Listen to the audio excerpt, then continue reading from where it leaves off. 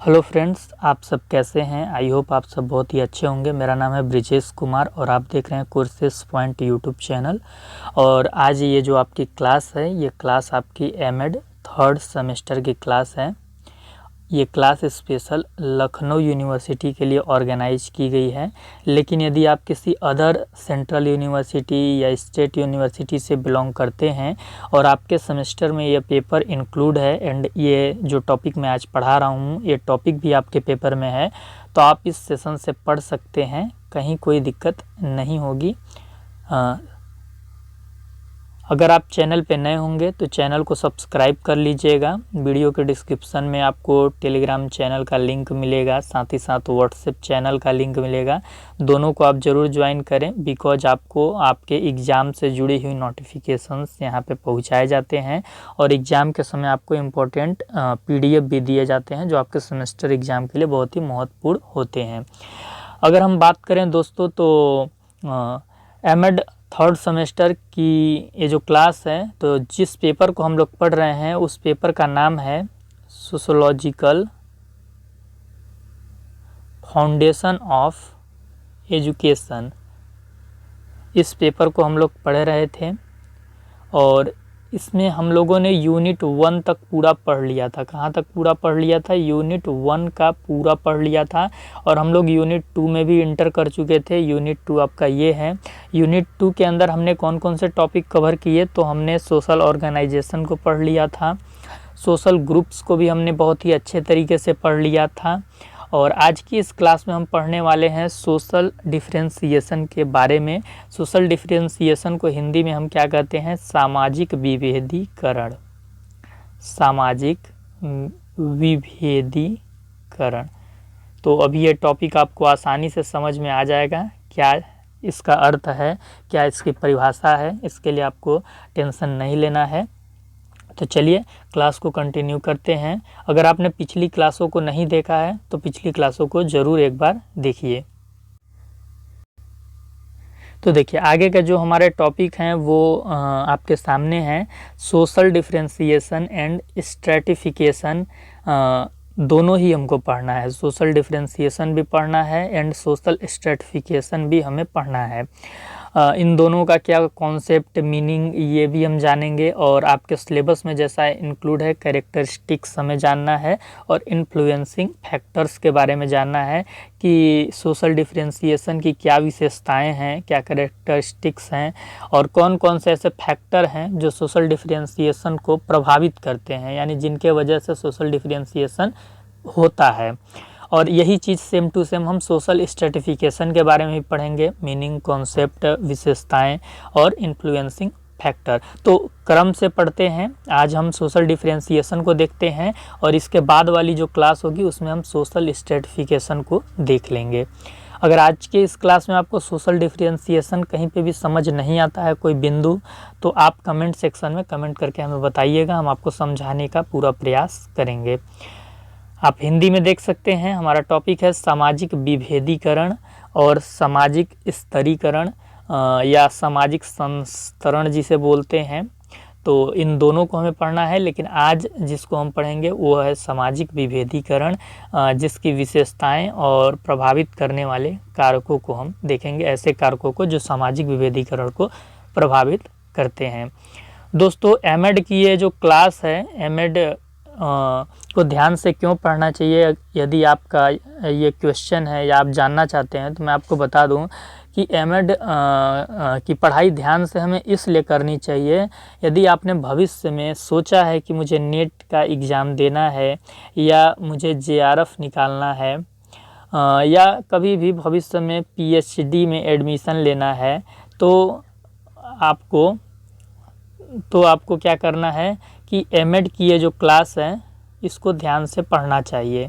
क्योंकि आप नेट और जेआरएफ की जितनी ध्यान से तैयारी करते हैं या पीएचडी एंट्रेंस की जितनी ध्यान से आप तैयारी करते हैं, तो अगर आपने एमएड के जो 2 साल हैं उसको पूरा ईमानदारी से पढ़ लिया तो आपको नेट और जेआरएफ में ज़्यादा मेहनत करने की ज़रूरत नहीं पड़ती है, क्योंकि ये जो एमएड 2 साल है ये आपको नेट और जेआरएफ के लिए आपका बेस तैयार कर देता है, आपकी अंडरस्टैंडिंग को कंप्लीट करता है। तो इसलिए एमएड को ध्यान से 2 साल पढ़ना चाहिए। और अगर बात करें एजुकेशनलिस्ट बनने की, कि आप एक बेहतर शिक्षाविद बनना चाहते हैं, शिक्षा के क्षेत्र में बड़े पदों पे काम करना चाहते हैं, लाइक शिक्षा मंत्रालय के अंदर जो डेजिग्नेशन होते हैं, और इसके बाद आपके एनसीईआरटी हो गई, एससीईआरटी हो गई, जो अलग अलग बोर्ड हैं एनसीईटी, तो इन सभी के अंदर यदि आप काम करना चाहते हैं, बेहतर एजुकेशनलिस्ट बनना चाहते हैं, तो मुझे नहीं लगता कि बिना एमएड की ध्यान से पढ़ाई किए, ईमानदारी से पढ़ाई किए आप बेहतर शिक्षाविद बन सकते हैं, बेहतर शिक्षक बन सकते हैं। ये सारी धारणाएं पूरी नहीं हो सकती हैं। तो इसलिए आपको एमएड की पढ़ाई ध्यान से करनी चाहिए, क्योंकि आप लोग क्या करते हैं कि एग्ज़ाम आता है और एग्ज़ाम के 1-2 दिन पहले बस एग्ज़ाम में जितना लिखना है तो यूट्यूब से पढ़ लेते हैं। इससे आपका एग्ज़ाम में नंबर तो आ जाएगा काम चलाऊं, लेकिन आपको कभी भी क्लियर कॉन्सेप्ट आपका नहीं हो पाएगा डिफरेंट टॉपिक को लेके। तो आपको पढ़ना चाहिए, मेरा राय है ये। चलिए आज के हम टॉपिक को स्टार्ट करते हैं। सोशल डिफरेंशिएशन, सामाजिक विभेदीकरण। सामाजिक विभेदीकरण हम किसे कहते हैं, बहुत ही आसान शब्दों में हम समझेंगे धीरे धीरे करते करते। तो देखिए, सोशल डिफरेंशिएशन सामाजिक विभेदीकरण की वजह से सामाजिक समूहों के बीच वस्तुओं और सेवाओं की व्यवस्था असमान हो जाती है। इससे सामाजिक श्रेणियों का गठन होता है और सामाजिक सीमाएं बनती हैं।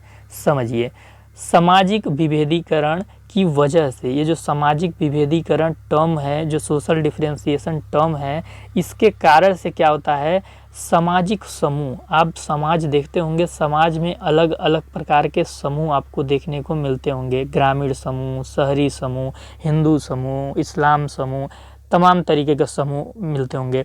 इन समूहों के बीच, ये जो अलग अलग प्रकार के समूह हैं, इन समूहों के बीच आप देखते होंगे बहुत सारी वस्तुएं उपलब्ध होती हैं, बहुत सारी सेवाएं उपलब्ध होती हैं। तो इन बहुत सारे वस्तुओं, बहुत सारे सेवाओं की जो व्यवस्था है उसको कंप्लीट कौन करता है, सामाजिक विभेदीकरण करता है। आपको कैसे पता चलता है कि बढ़ई कौन है, कुम्हार कौन है, कारपेंटर कौन है, ड्राइवर कौन है। तो ये जो असमान व्यवस्था है अलग अलग समूहों के बीच में, हमारे समाज के बीच में असमान व्यवस्था जो है, इसी को हम सामाजिक विभेदीकरण कहते हैं। मीन्स समाज में जितनी भी चीज़ें मौजूद हैं, जितने भी थिंग्स यहाँ पे एग्जिस्टेंस कर रही हैं, उसमें जो असमानता है उसी के बेस पे हम उसको पहचानते हैं, उसको यूज करते हैं, जिससे हमारा जीवन चलता है। तो यही कॉन्सेप्ट है सामाजिक विभेदीकरण का। सामाजिक विभेदीकरण असमान व्यवस्था पे मतलब फोकस करती है, कि जो व्यवस्था है उसमें बहुत सारी असमान चीज़ें हैं जिसे सामाजिक विभेदीकरण पूरा करती है। हर एक चीज़ की ये लिमिट भी तय करती है सामाजिक विभेदीकरण, जिससे कि श्रेणियों का विभाजन हो पाता है। जैसे हम आपको एक यहाँ पे एग्जांपल दे दें कि एक शहर है, और शहर में आप देखते होंगे कि ग्रामीण समूह के भी लोग रहते हैं जो पलायन कर जाते हैं गांवों को छोड़कर, और नगरीय समूह के लोग तो रहते ही हैं। तो जो आपका सिटी है वहाँ पे 2 तरह के लोग आपको देखने को मिलते होंगे। एक तो रूरल, जो गाँव में जॉब नहीं मिलता है तो वहाँ पे चले जाते हैं, और दूसरा अर्बन, जो वहाँ के ही रहते हैं। तो ये 2 प्रकार के लोग आपको शहरों के अंदर देखने को मिल जाते हैं, सिटी के अंदर देखने को मिल जाते हैं। लेकिन आप देखते होंगे कि जो आपका शहर है, शहरों में जो सेवा देते हैं, जो सेवा की व्यवस्था होती है, भाई जो व्यक्ति है उसकी बहुत सारी ज़रूरतें होती हैं, और वो अपनी सारी ज़रूरतों को अपने से ही पूरे नहीं कर सकता, उसे बहुत लोगों की आवश्यकता होती है। हम सारा अपना काम खुद से कहाँ कर पाते हैं, बहुत अलग अलग व्यक्तियों पे हम निर्भर रहते हैं। तो जो शहर में सेवा होती है, सेवा की व्यवस्था, यानी कोई भी चीज़ खरीदना है, कोई भी चीज़ प्राप्त करना है, कुछ करवाना है, तो उसके लिए लोग मौजूद होते हैं ना। तो जैसे कि आप देखते होंगे रेडी वाले लोग रहते हैं जो ठेला लगाते हैं और अलग अलग चीज़ें बेचते हैं, चाहे फिर वो मनिहारी की चीज़ें होती हैं, श्रृंगार की चीज़ें होती हैं, चाहे फिर वो छोला भटूरा लगाते हैं ठेला पे, या फिर किचन के सामान बेचते हैं। रिक्शा वाले आप देखते होंगे जो ये गांव के लोग जाते हैं वहाँ रिक्शा का धंधा करते हैं। रोडवेज सर्विस, रोडवेज बसें आती हैं, प्राइवेट बस सर्विस आप देखते होंगे, होटल रहती हैं। तो ये जो अलग अलग सेवा है, ये जो असमान व्यवस्था है, कैसी व्यवस्था है, असमान व्यवस्था है, या समाज का जो स्वरूप है, समाज के स्वरूप में जो असमानताएं हैं, अलग अलग सेवा देने के लिए लोग मौजूद हैं, ये किसके द्वारा हो पाया है? तो ये सामाजिक विभेदीकरण के द्वारा ही हुआ है। अगर समाज में मौजूद चीज़ों जो मौजूद चीज़ें हैं, जो मौजूद वस्तुएं हैं, उनमें अगर अंतर न हो, उनको अलग अलग न किया जाए आपस में, तो फिर हमें कैसे पता चलेगा कौन रेडी वाला है, कौन रिक्शा वाला है, कौन रोडवेज है, रोडवेज बस कौन सी है, प्राइवेट बस कौन सी है, और फिर हम इनका अच्छे से लाभ नहीं ले सकते अपने जीवन में। अभी हमारे सामने सारी चीज़ें क्लियर कट में रहती हैं। This is a roadways, this is a private bus service, this is rickshaw वाला, रेडी वाला। तो हम क्या करते हैं, हमको जो भी चीज़ ज़रूरत होती है हम तुरंत उसको फ़ोन करते हैं, कॉल करते हैं, बुला लेते हैं और यूज कर लेते हैं, उनको इन्वॉल्व कर लेते हैं और हमारी ज़रूरत पूरी हो जाती है। तो ये सब चीज़ें सामाजिक विभेदीकरण के द्वारा ही पूरी हो पाती हैं। तो सामाजिक विभेदीकरण मतलब क्या? चीज़ों को अलग अलग करना। अगर 4 चीज़ें हैं तो चारों को अलग अलग कर देना, और अलग अलग कैसे करना? उनकी विशिष्टताओं के आधार पर, उन चारों चीज़ों की अपनी कुछ विशेषताएं होंगी, तो उनकी विशेषताओं के आधार पर उनका क्लासिफिकेशन कर देना। That's social differentiation. Social differentiation is not related to social discrimination. Social discrimination is negative aspects, but social differentiation is positive aspects. तो आप यहाँ पे देख सकते हैं जो आगे है कि मनुष्य, अब देखिए सोशल डिफरेंशिएशन के बारे में मैंने थोड़ी बहुत आपके सामने चर्चा की, आपके दिमाग में एक इमेज बन गया होगा कि सोशल डिफरेंशिएशन होता क्या है क्या। लेकिन अब इसके बाद हम कॉन्सेप्ट ऑफ सोशल डिफरेंशिएशन पे डिस्कस करते हैं कि क्या इसका कॉन्सेप्ट है, यानी इसकी ये एग्जिस्टेंस में कैसे आया, ये टर्म एग्जिस्टेंस में कैसे आया। तो आप देख सकते हैं कि मनुष्य एक सामाजिक प्राणी है, वो अकेले अपनी सारी ज़रूरतें पूरी नहीं कर सकता है, वो इकट्ठे अपने सारे काम नहीं कर सकता है, तो वो डिवीज़न करता है कार्यों का लोगों के बीच में और जीवन यापन को गति मिलती है। देखिए बहुत ही इम्पोर्टेंट है, यदि आप सोशल डिफरेंशिएशन के कॉन्सेप्ट को समझना चाहते हैं तो बिल्कुल कॉन्सेंट्रेट कीजिए मेरी बातों पे। अगर आप इसको समझ गए तो सारी चीज़ें आप इजीली समझ जाएंगे। देखिए मनुष्य क्या है? एक सामाजिक प्राणी है, और सामाजिक प्राणी क्यों है? क्योंकि वो समाज में रहता है, तो सामाजिक प्राणी है। और मनुष्य की बहुत सारी नीड्स होती हैं। क्या होती है? बहुत सारी नीड्स होती हैं, रिक्वायरमेंट्स होती हैं, लेकिन इन बहुत सारे नीड्स को, रिक्वायरमेंट्स को वो अपने से पूरे नहीं कर सकता है, वो अपने सारे काम खुद से नहीं कर सकता है। तो वो क्या करता है? कुछ लोगों का ग्रुप बनता है और वो लोग कार्यों को बांट लेते हैं आपस में, कि तुम बहुत अच्छा मिट्टी का काम कर लेते हो तो तुम कुम्हार, तुम बहुत अच्छा रेडी चला रहे हो तो तुम रेडी चलाओ। या मनुष्य के अंदर जो योग्यता होती है, जो क्षमता होती है, वो उसको पहचानता है और वो उस काम को करने लग जाता है। और समाज में जब वो उस काम को करने लग जाता है तो उस पर्टिकुलर काम को उस पर छोड़ दिया जाता है। बाकी के लोग जो अदर काम करते हैं, बाकी के लोग जो अलग काम करते हैं वो उससे मदद लेते हैं, और वो व्यक्ति उससे, मतलब पारस्परिक निर्भरता हो जाती है, सबका काम अलग अलग होता है और सब एक दूसरे से सहयोग लेते हैं, और इस तरीके से जीवन को गति मिलती है। तो यही चीज़, इसी कॉन्सेप्ट को लेके सोशल डिफरेंशिएशन एग्जिस्टेंस में आया, आप ये समझ सकते हैं। इसी को यदि हम दूसरे शब्दों में समझने का प्रयास करें तो दूसरे शब्दों में हम इस प्रकार समझ सकते हैं, समाज में बहुत सारे व्यक्ति होते हैं और सभी की अपनी कुछ विशिष्टताएं होती हैं। आप एक क्लास देखते हैं तो क्लास में बहुत सारे बच्चे होते हैं, सभी बच्चों की एक क्वालिटी नहीं होती है, अलग अलग सब में टैलेंट होता है। कोई म्यूजिक अच्छा कर लेता है, कोई ड्रामा अच्छा कर लेता है, कोई स्पीच अच्छी दे लेता है, कोई पढ़ने में बहुत अच्छा होता है, कोई अच्छा एक्सप्लेनर होता है। तो इस प्रकार से यहाँ पे बोला जा रहा है कि एक समाज है, एक सोसाइटी है, उसमें बहुत सारे व्यक्ति हैं और उन व्यक्तियों की अपनी स्पेशलिटी है, उनकी विशिष्टताएं हैं। तो इसी विशिष्टताओं को ध्यान में रखा जाता है और इसी विशिष्टताओं को ध्यान में रखते हुए इनमें वर्गीकरण हो जाता है। ये वर्गीकरण नेचुरल हो जाता है, मतलब कोई ऊपर से नहीं आता है, बांटता नहीं है कि तुम ये करोगे तुम ये करोगे। वो पहले वर्ड व्यवस्था में होती थी, लेकिन सोशल डिफरेंशिएशन को हम मॉडर्न वे में यहाँ पे लेंगे और हम समझेंगे कि नेचुरल प्रोसेस है। किसी ने नाई की दुकान खोल ली, बाल काटने की दुकान खोल ली, किसी ने होटल लगा लिया, वो जलेबी समोसे छान रहा है, तो सबके काम बट गए। तो क्या हो गया, सोशल डिफरेंशिएशन हो गया। और इस सोशल डिफरेंशिएशन से क्या हो रहा है, सोसाइटी की जो स्ट्रक्चर है, सोसाइटी का जो व्यवस्था है वो पूरा हो रहा है। कह सकते हैं कि सोशल सिस्टम कंप्लीट हो रहा है, क्योंकि आप किसी समाज में हैं और वहाँ पे सिर्फ आप अकेले हैं, न खाने की चीज़ें हैं, न पीने की चीज़ें हैं, यात्रा करने के लिए कोई सुविधा नहीं है, संचार व्यवस्थाएं नहीं है, तो समाज की व्यवस्था कंप्लीट नहीं होगी। तो ये जो अलग अलग लोग होते हैं, इनकी जो अलग अलग स्पेशलिटी होती है, इसी के कारण ये आपस में बट जाते हैं, अलग अलग हो जाते हैं, इनकी पहचान अलग अलग हो जाती है, इनको अपना एक पहचान मिल जाता है। और इसी कॉन्सेप्ट को, इसी चीज़ को हम सोशल डिफरेंशिएशन के नाम से जानते हैं। तो इससे क्या होती है, जब इनका वर्गीकरण हो जाता है नेचुरलिटी के कारण, तो समाज में जीवन यापन कि जिस आदर्श व्यवस्था की कल्पना की जाती है, आदर्श व्यवस्था मतलब क्या, कि समाज ऐसा हो जिसमें सारी चीज़ों की व्यवस्थाएं हो, समाज में सभी तरह की सुविधाएं मौजूद हों, और एक अच्छा समाज वही होता है। तो ये सोशल डिफरेंशिएशन के कारण ही संभव हो पाता है। अगर अलग अलग व्यक्ति ना हो, उनकी अलग अलग स्पेशलिटी ना हो, तो सिर्फ एक ही काम करके या एक ही वस्तु से समाज में जीवन यापन नहीं किया जा सकता है। तो इसलिए ये जो अलग अलग अंतर है, अलग अलग अंतरों के आधार पर अलग अलग पहचान है, लोग अलग अलग अपना काम कर रहे हैं, तो इसी से समाज चलता है। तो इसीलिए सोशल डिफरेंशिएशन का इम्पोर्टेंट कनेक्ट है किससे, सोशल सिस्टम से। उसे आसानी से पूरा किया जाता है किसके थ्रू, सोशल डिफरेंशिएशन के थ्रू सोशल सिस्टम को कंप्लीट किया जाता है। एक यहाँ पे उदाहरण भी मैंने लिया है आपको समझाने के लिए। तो एक एग्जांपल आप देख सकते हैं कि एक टेस्ला भाई है। टेस्ला भाई एक व्यक्ति हैं, समझ लीजिए, और ये टेस्ला भाई की उम्र अब बढ़ती जा रही है, तो इनको क्या करना है, शादी करना है। क्या करना है, शादी करना है। बेचारे शादी के लिए काफ़ी परेशान हैं, कह रहे हैं शादी करवा दो।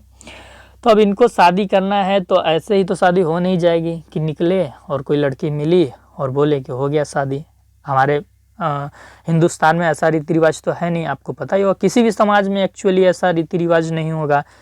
एक मैनर होता है, एक सेट ऑफ पैटर्न्स होता है, कुछ स्टेप्स को फॉलो करने होते हैं, देन जाके जो मैरिज का प्रोसेस है वो कंप्लीट हो पाता है।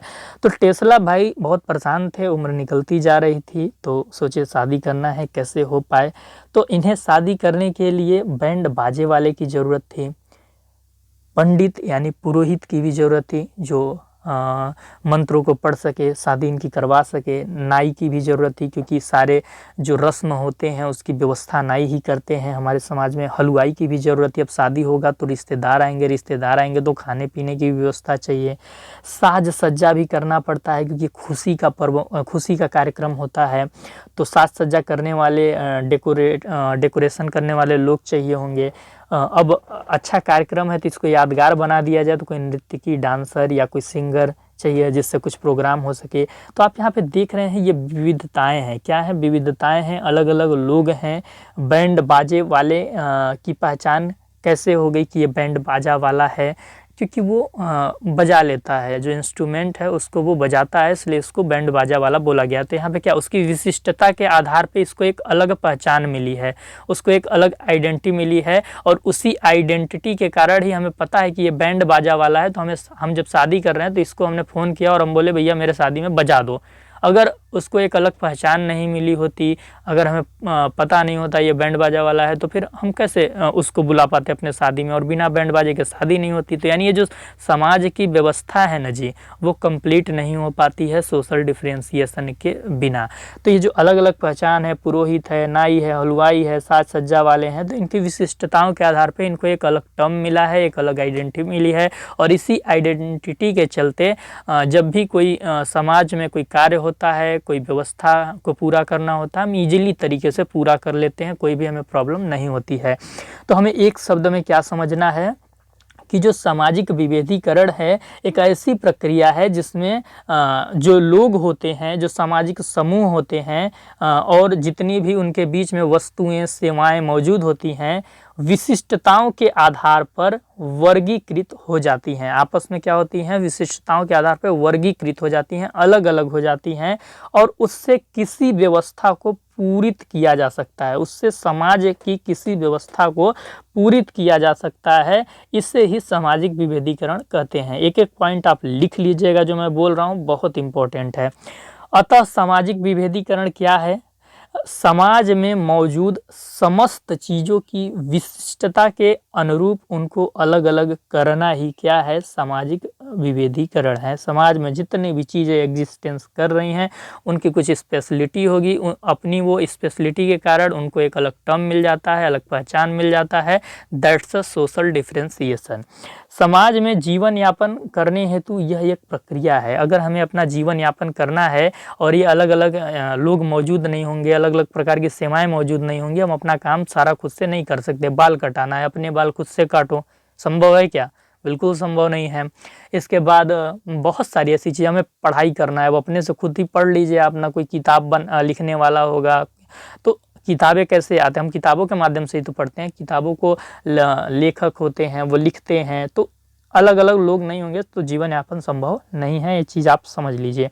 सामाजिक विभेदीकरण जो होता है उसका जो बेस होता है, आयु के आधार पे लोगों को अलग किया जाता है, चीज़ों को अलग किया जाता है। रंग के आधार पे, एक सेकंड रुकिएगा थोड़ा,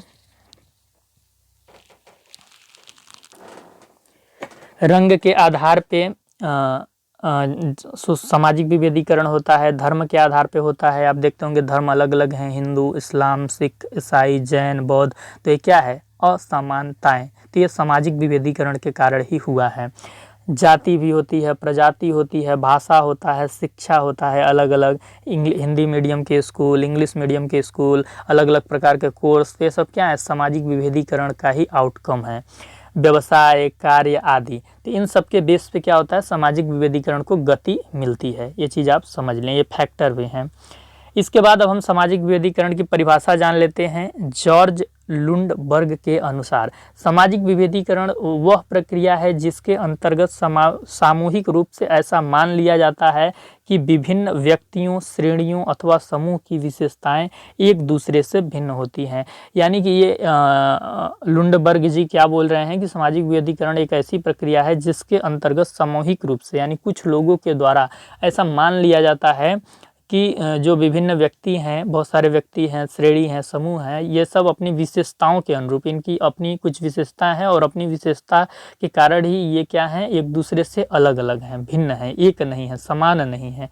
तो ये चीज़ है, इसी को क्या कहते हैं? सामाजिक विभेदीकरण। देखिए दूसरी परिभाषा क्या है? दूसरी परिभाषा थोड़ी लंबी है लेकिन ये सारी चीज़ों को कवर कर देती है। एग्जाम के अंदर यदि आप इस परिभाषा को लिखते हैं तो अच्छा इम्पैक्ट पड़ेगा टीचर के ऊपर। न्यूमेयर के अनुसार सामाजिक विभेदीकरण वह प्रक्रिया है जो अनेक जैविकीय, अनुवांशिकी और भौतिक विशेषताएं जैसे कि आयु, लिंग, प्रजाति, व्यवसाय, सांस्कृतिक पृष्ठभूमि, सामाजिक स्थिति, उपलब्धियों, समूह की रचना, सामाजिक संबंधों के आधार पर जो व्यक्ति हैं और जो समूह हैं अलग अलग, इनके बीच में विभिन्नता यानी कि डिफरेंशिएशन को क्लियर करती है सामाजिक विभेदीकरण। किसके आधार पे? जैविकी आधार पे, अनुवांशिकी आधार पे, भौतिक आधार पे अलग करती है व्यक्तियों और समूहों के बीच में विभिन्नता को स्पष्ट करती है कि जो व्यक्ति हैं आपस में कैसे अलग हैं, जो सारे समूह हैं आपस में कैसे अलग हैं, जो वस्तुएं हैं वो आपस में कैसे अलग हैं, इस चीज़ को क्या करती है, स्पष्ट करती है। इस प्रकार सामाजिक विभिन्नताएं विभेदीकरण प्रक्रिया का आधार भी हैं और उपज भी हैं। ये जो समाज में हमें विभिन्नताएं मिलती हैं देखने को, जो डिफरेंस देखने को मिलता है, ये सामाजिक विभेदीकरण का क्या है, बेस भी है और इसका उपज भी, यानी इसका आउटकम्स भी। चलिए इसकी विशेषताएं देखते हैं। इसकी विशेषताएं क्या है? सबसे पहली विशेषता क्या है कि जो सामाजिक विभेदीकरण है वो रंग, लिंग, वंश, व्यवसाय, ऑक्यूपेशन, पेशा, प्रोफेशन, संपत्ति, प्रॉपर्टी, धर्म, रिलीजन आदि के आधार पर जो विभिन्नता पाई जाती है समाज में, इसे ही सामाजिक विभेदीकरण का नाम दिया जाता है। रंगों के आधार पे गोरा, काला देखते हैं ना आप। लिंग तो पुरुष, स्त्री, नपुंसक लिंग। वंश, अलग अलग वंश होते हैं, मौर्य वंश, ठाकुर वंश, तो ये सब। व्यवसाय भी आप देखते होंगे, डॉक्टर, इंजीनियर, वकील एक्सेट्रा, तो ये सारी चीज़ें। फिर इसके व्यवसाय, पेशा और व्यवसाय में अंतर हो जाएगा। व्यवसाय जैसे अलग अलग जो बिजनेस करते हैं, ठीक। चलिए, प्रत्येक के समाज राष्ट्रीय या अंतर्राष्ट्रीय में पाई जाती है। जो सामाजिक विभेदीकरण है, कैसा भी समाज हो, चाहे भारत का समाज हो, चाहे पाकिस्तान का समाज हो, चाहे अमेरिका का समाज हो, चाहे चीन, रूस, पोलैंड, जर्मन, कोई भी देश हो, किसी भी देश का समाज हो, यह हर जगह पाया जाता है, क्योंकि इसके बिना जीवन संभव ही नहीं है। सामाजिक विभेदीकरण का आधार असमानता होती है। अगर दो व्यक्ति हैं, इन दोनों व्यक्तियों के बीच में कुछ अगर असमानता नहीं होगी तो सामाजिक विभेदीकरण नहीं हो पाएगा। या दो वस्तुएं हैं, दो वस्तुओं के बीच में कुछ अंतर नहीं होगा, दो समूहों के बीच में अंतर नहीं होगा, यानी कोई भी दो चीज़ें हैं, उन दो चीज़ों के बीच में अगर कोई अंतर नहीं होगा, कोई असमानता नहीं होगा, तो सामाजिक विभेदीकरण रुक सकता है, ये आगे नहीं बढ़ पाएगा। तो इनका जो आधार होता है वो असमानता होती है। पर इसमें क्रम पर बात नहीं की जाती है। जो जो सामाजिक विभेदीकरण है, इसमें क्रम पे बात नहीं किया जाता है, यानी ऑर्डर पे बात नहीं किया जाता है। जैसे कि एग्जाम्पल के थ्रू आप ऐसे समझ सकते हैं कि पुरुष, स्त्री, ट्रांसजेंडर जिसको बोलते हैं, तो ये जो तीनों हैं ये क्या हैं, आपस में अलग अलग हैं, इनकी अलग अलग अपनी पहचान है। तो ये क्या हुए कि सामाजिक विभेदीकरण का आउटकम्स है। लेकिन ये सामाजिक विभेदीकरण इस चीज़ को नहीं कहता है कि पुरुष पहले आएगा, उसके बाद स्त्री छोटी होती है, उससे भी छोटी ट्रांसजेंडर होते हैं। तो ये रैंक की बात नहीं करता है, ऑर्डर की बात नहीं करता है, ये चीज़ आपको याद रखना है। आगे अभी हम सोशल स्ट्रैटिफिकेशन पढ़ेंगे तो वो इसकी बात करता है। ठीक है जी। चलिए, इतने अच्छे से देखिए, आपको कोई समझाने का यूट्यूब पे काम नहीं करता है, वो भी एमएड की क्लास आपको इस तरीके की नहीं मिल पाएगी। यहाँ पर हम आपको बिल्कुल क्वालिटी एजुकेशन प्रोवाइड करने का कोशिश करते हैं, बिकॉज हमारी टीम बहुत छोटी है। कह लीजिए तो मैं अकेला पर्सन हूँ जो इस चीज़ को गति दे रहा हूँ, इस पे काम कर रहा हूँ। तो मेरी अभी कोई टीम नहीं है, इस वजह से मैं आपको प्रॉपर वीडियो प्रोवाइड नहीं करा पाता हूँ। अगर मुझे रोज़ वीडियो अपलोड करना होता विदाउट क्वालिटी एजुकेशन के, तो मैं कर सकता था, कुछ भी अपलोड कर देना। लेकिन मेरी कोशिश रहती है कि जो भी तथ्य आप तक पहुँचे, जो भी स्टडी मटेरियल आप तक पहुँचे, एकदम सटीक, ऑथेंटिक हों, रिसर्च बेस्ड हों, ताकि भविष्य में आप उससे 100% लाभ उठा सकें। तो क्वालिटी एजुकेशन के लिए हम संघर्ष कर रहे हैं, आगे भी करते रहेंगे, और हमारी लड़ाई ही है क्वालिटी एजुकेशन को लेकर। इसी उद्देश्य के साथ हम यूट्यूब पर आए भी थे। तो आप सब मदद करें, वीडियो को ज़्यादा से ज़्यादा शेयर करें इस सेशन को, ताकि जितने स्टूडेंट्स हैं एमएड के उन तक ये क्लास पहुंच सके। ठीक है, ये आपका काम है, आपको ये करना है। यह जो सोशल डिफरेंशिएशन है, निष्पक्ष प्रणाली है, इम्पार्शियल सिस्टम है। कैसे इम्पार्शियल सिस्टम है? ये चीज़ों को अलग अलग तो करता है आपस में, क्या करता है, ये चीज़ों को अलग अलग तो करता है आपस में, लेकिन इसके अलग अलग करने का ये मतलब नहीं होता है कि किसी के अधिकार वंचित हो जाएं, किसी के जो मानवा अधिकार हैं, जो मूल अधिकार हैं, वो वंचित हो जाएं। नहीं जी, ऐसा नहीं है। ये चीज़ों को अलग अलग करता है, लेकिन उनके राइट्स के साथ, कि उनके आपस में समान राइट्स हैं। जो मानवता, जो ह्यूमनिटी, जो ह्यूमन राइट्स होते हैं वो समान रहेंगे। तो इसलिए इसको क्या कहा जाता है, निष्पक्ष प्रणाली। ये विशिष्टताओं के आधार पर, उनके जो कार्य हैं, कार्य करने की शैली है, जो भी विशिष्टताएं हैं, रंग रूप, तो उनके आधार पर ये चीज़ों को अलग करता है। लेकिन इसके बाद ये नहीं कहता है कि इससे इसको नीचा दिखाया जाए या इससे इसको कोई अधिकार से वंचित रखा जाए, ऐसा नहीं कहा जाता है। ये होता है सोशल डिस्क्रिमिनेशन में। तो यही अंतर दोनों के बीच में होता है। तो इसलिए मैंने क्या बोला था, social discrimination is negative aspects but social differentiation is positive aspects. देखिए, जैसे एग्जाम्पल के थ्रू हम समझ सकते हैं कि जो रिलीजन, धर्म होता है, धर्म देखे होंगे आप अलग अलग बढ़ चुके हैं। हिंदू धर्म अलग है, इस्लाम धर्म अलग है, सिख धर्म अलग है, ईसाई धर्म अलग है। लेकिन सभी प्रकार के धर्म के जो लोग हैं सबको समान अधिकार है। हिंदू धर्म का व्यक्ति भी भारत में वो सारे चीज़ कर सकता है जो इस्लाम धर्म का व्यक्ति कर सकता है। तो इनको अलग तो आपस में किया गया है, लेकिन इनके राइट्स को छीना नहीं गया है, समान अधिकार है। इनकी कुछ अपनी परंपराएं हैं, संस्कृति है, उसके आधार पर इनको अलग किया गया है। तो सभी को क्या है, समान अधिकार है। मतलब इनमें चीज़ों को अलग किया जाता है, असमानताएं के आधार पे चीज़ें आगे बढ़ती हैं, लेकिन वो अन्यायपरक नहीं होती हैं। ये चीज़ आपको ध्यान में रखना है। इसके बाद क्या है, यह एक चेतन प्रक्रिया है, कॉन्शियस प्रोसेस है। कॉन्शियस प्रोसेस कैसे है, सामाजिक विभेदीकरण को गति ही इस बात पे मिलती है कि चीज़ों को जब तक देखेंगे नहीं कि क्या डिफरेंस है दो चीज़ों के बीच में, तब तक सामाजिक विभेदीकरण हो ही नहीं पाएगा। एक नाई की दुकान है और बगल में एक हलवाई की दुकान है, आंखों से जब तक देखेंगे नहीं, पढ़ेंगे नहीं नेम टैग की शर्मा हेयर कटिंग, बगल में लिखा रहेगा मोहन हलवाई दुकान, तो ये जब तक पढ़ेंगे नहीं कैसे हमें पता चलेगा। तो ये क्या है, चेतन प्रक्रिया है, कॉन्शियस माइंड है। जब तक ये कॉन्शियसनेस नहीं रहेगी, ये सामाजिक विभेदीकरण नहीं हो पाता, नहीं हो सकता, ये तब तक इम्पॉसिबल है। ये चीज़ आपको समझना है। आगे क्या है, सामाजिक विभेदीकरण प्रत्यक्ष तथ्यों के आधार पर होता है। वही चीज़, जो चीज़ें हम देख सकते हैं तभी सामाजिक विभेदीकरण हो पाएगा। जो चीज़ें हमें नहीं दिखेंगी तो फिर हम उनको आपस में अलग भी नहीं कर सकते, ये चीज़ है। लास्ट, यह प्रक्रिया सामूहिक होता है। सामूहिक कैसे होता है, देखिए, अगर एक ही व्यक्ति हो तो फिर वो क्या अलग करेगा, या एक ही वस्तु हो कोई तो फिर वो कैसे अलग होगा, फिर तो वो अपना ही है बस। तो इसके लिए ज़रूरी होता है कि बहुत सारे व्यक्ति हों, व्यक्तियों का एक समूह हो, कई समूह हों, तभी उनके बीच में अंतर या असमानता के आधार पर उनको अलग किया जा सकता है, वो स्वाभाविक रूप से भी अलग हो सकते हैं। सेम थिंग्स यही आपके वस्तुओं पे भी अप्लाई होता है कि बहुत सारी वस्तुएं हैं, तब जाके उनकी विशेषताओं के आधार पर उनको अलग अलग किया जा सकता है। अब एक ही वस्तु होगी तो कहाँ से हो पाएगा। तो यह प्रक्रिया सामूहिकता से ही बढ़ पाती है। जब तक सामूहिक स्ट्रक्चर तैयार नहीं होता है तब तक इस चीज़ को गति नहीं मिलती है। सार्वभौमिक कैसे होता है, वही चीज़ मैंने बताया कि भारत का समाज है तो यहाँ भी सामाजिक विभेदीकरण पाया जाएगा।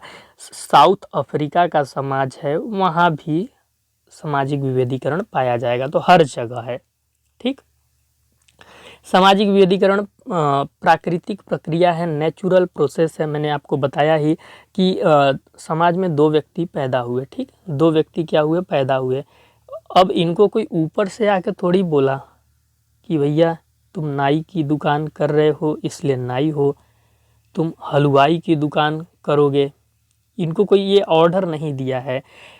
ये जो ए व्यक्ति थे और ये जो बी व्यक्ति थे, ए वाले ने जन्म लिया, अपने एक्सपीरियंसेस से आगे बढ़ते गए, इनको लगा कि मैं अच्छे बाल काट सकता हूँ, इन्होंने बाल काटने का दुकान खोला, समाज ने इन्हें नाई कहना शुरू कर दिया। तो ये जो अपने नाम पाए, जो अपनी पहचान पाए, वो अपनी विशेषताओं के आधार पे पाए, अपने कार्यों के आधार पे पाए। इसी प्रकार हलवाई भी अपने एक्सपीरियंस से आगे बढ़ता गया, फिर वो हलवाई का दुकान कर लिया, तो समाज ने दोनों को अलग अलग पहचान दे दिया।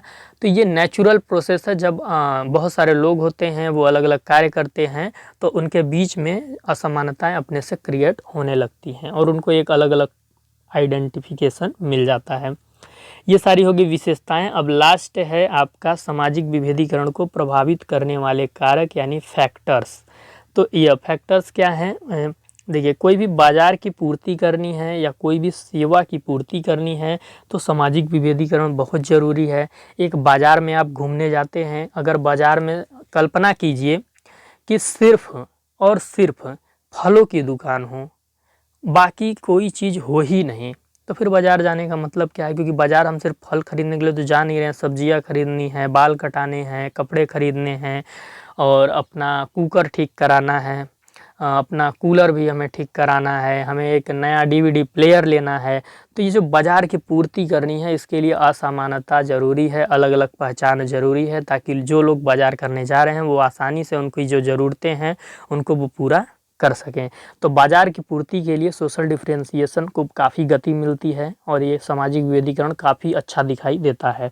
सेवा पूर्ति भी उसी तरीके, अलग-अलग जो सेवा प्रदान करते हैं लोग, अगर वो नहीं होंगे तो इंसान की ज़रूरत पूरी नहीं हो पाएगी। तो सेवाओं का एक कंप्लीट व्यवस्था करने के लिए सामाजिक विभेदीकरण को प्रमोट किया जाता है। सामाजिक विभेदीकरण एज देखते होंगे व्यक्तियों की अलग-अलग होती है, तो बोल दिया जाता है वो बूढ़ा है, वो बच्चा है, वो युवा है, तो ये अलग-अलग एज के आधार पे। तो एज यदि एग्जिस्टेंस नहीं करती तो इस प्रकार का सामाजिक विभेदीकरण नहीं देखने को मिलता। सेम थिंग्स यही सेक्स पे अप्लाई होता है, मेल फीमेल ट्रांसजेंडर रेस पे भी अप्लाई होता है। यहूदियन, हिंदू या इस्लामियन, इस टाइप का। ऑक्यूपेशन हो गया आपका, हलवाई हो गया, जो भी आपका अलग अलग ऑक्यूपेशन है। प्रोफेशन हो गया टीचर, डॉक्टर, वकील, इंजीनियर। पावर हो गया शक्ति, शक्ति देखते होंगे ना, कोई पुलिस है उसके पास कानून की शक्ति है, कोई टीचर है उसके पास शिक्षा प्रदान करने की शक्ति है। तो शक्ति के आधार पे भी अलग